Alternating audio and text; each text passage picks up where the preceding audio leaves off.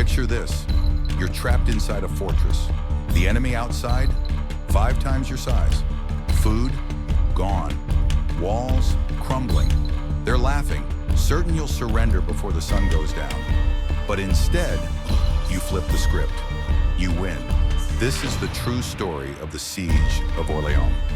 1429, a battle that should have ended in disaster, but instead turned an unknown teenager into one of the most famous leaders in history, and her name was Joan.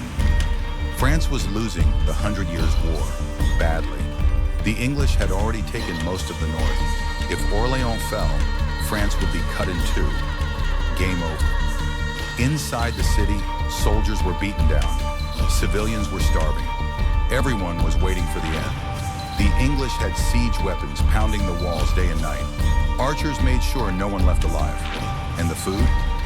Rationed down to crumbs. Every single path out of the city was blocked. No reinforcements were coming. And then, a teenager shows up, 17 years old, no military training, claiming, wait for it, she was sent by God to save France. Joan of Arc, not a general, not a noble, just a farm girl. With a banner, a suit of armor, and absolute unshakable belief. The commanders thought she was crazy. The soldiers laughed at her. But within days, they were following her lead. Because Joan had something the city hadn't seen in months. Hope. Her first move. Stop waiting. Start attacking. She convinced the leaders to leave the safety of the walls and hit the English head on. It sounded insane, but it worked.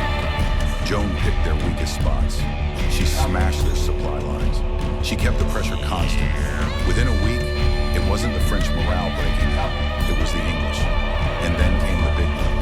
The fortress at the Tourelle, the English stronghold that guarded the river.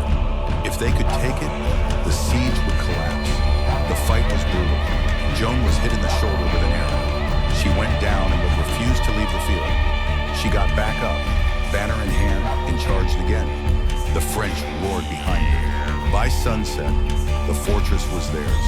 The English panicked. The siege broken. They retreated in chaos. And just like that, France had a fighting chance again.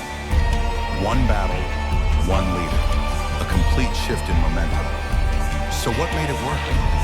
Joan didn't win because she had no soldiers. She won because she broke their will to fight. She attacked where they were weak. She moved when they thought she'd wait. And she led from the front. The Siege of Orleans wasn't the end of Joan's story.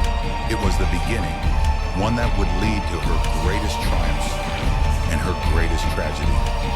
And in the next episode, we'll tell you how this teenage warrior became a legend and how that legend came to an unforgettable end.